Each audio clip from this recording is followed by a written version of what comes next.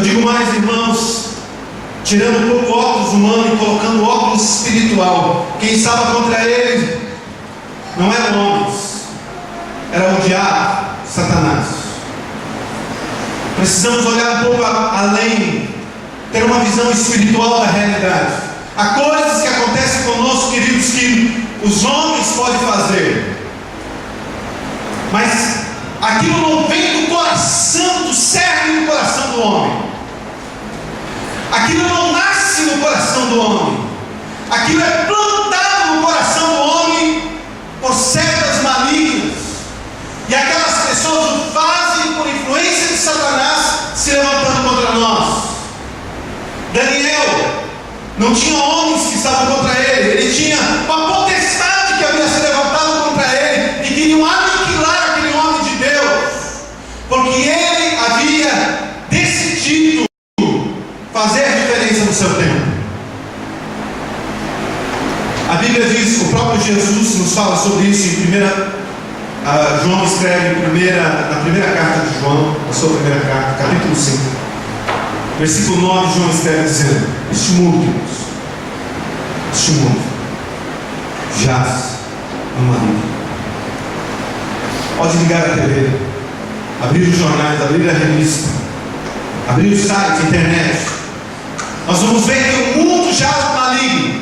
E já no tempo de Daniel, o inimigo tinha uma influência sobre os impérios, levava o povo à idolatria, levava o povo ao satanismo. Hoje nós estamos vivendo um tempo em que o maligno tem levado uma sociedade à violência extrema, à pornografia extrema, à imoralidade extrema.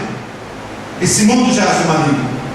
E quando nós decidimos nos posicionar contra esse sistema diabólico infernal, Satanás não vai se alegrar. Incomodaremos o inferno também. O inimigo vai se levantar contra as nossas vidas. Queridos, jovens que aqui estão, vocês nunca vão ser o cara da escola quando vocês decidirem por Deus, porque o mundo vai aplaudir lá na escola o imoral, o indecente, o mau caráter. O político bom dificilmente vai conseguir avançar, porque ele incomoda um sistema de política. Porque a política está contaminada, a sociedade está contaminada. Mas Deus nos chamou para fazermos diferença no nosso tempo. Não abrirmos mão, prosseguirmos, ficarmos firmes. Eu escrevi no Face uma frase que Deus colocou no meu coração essa semana. Escrevi assim: que Satanás levantou homens e leões contra Daniel. Satanás levantou homens e leões contra Daniel para tentar parar.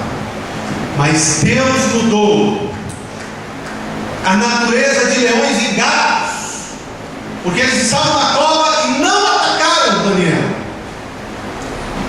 E mudou homens em whiskas. Whisky é aquela comida de gato, né? Porque depois eles foram lançados na cova e foram devorados por aqueles gatos que ali estavam. Queridos, o Deus que nós cremos e seguimos, é um Deus do impossível. Aquele que nos disse que maior é aquele que estaria em nós do que aquele que está no mundo. Amém? Então podemos fazer a diferença firmes, impactar este mundo. Temos esse chamado de Deus e não podemos arredar o pé. Segunda característica da oração de Daniel, capítulo 6, versículo 10. A gente não vai ler, vocês conhecem muito bem. Ela era uma oração contínua. Amém? Diga assim: a oração de Daniel incomodou o inferno. Diga assim: a oração de Daniel, ela era contínua. O versículo 10 do capítulo 6 diz que Daniel, como de costume, orava 3 vezes ao dia. Ou seja, não foi uma coincidência que Daniel orou aquele dia.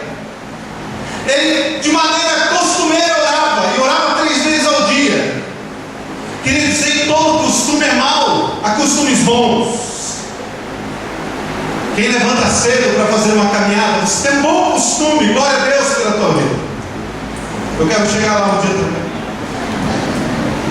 Você que toma banho todos os dias, glória a Deus pela tua vida. Eu já cheguei lá, tá, irmãos?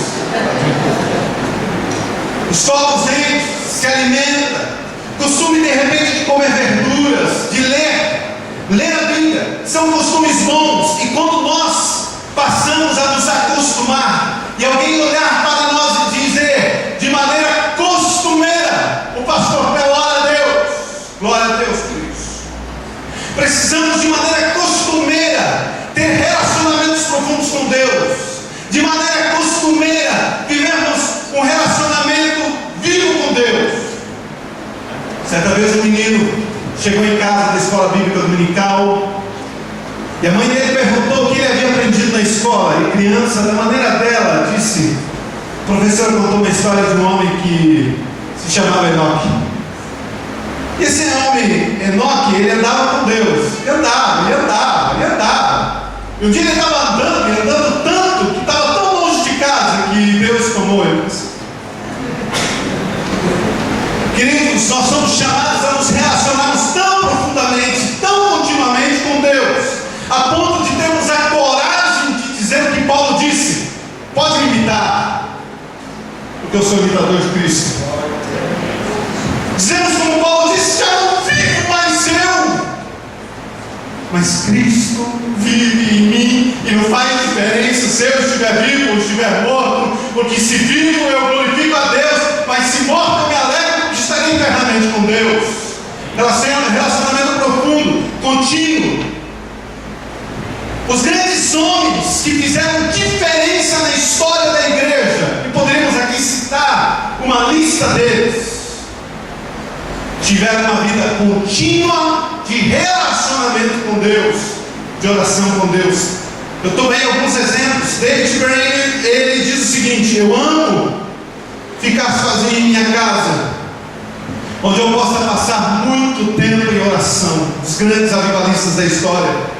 Lutero, quem não conhece, quem não viu pouco, o homem que revolucionou a história da igreja, ele diz: atualmente, ele escreve, atualmente eu estou tão ocupado, mas tão ocupado, que eu não posso fazer nada antes de ficar pelo menos 2 horas em oração por dia.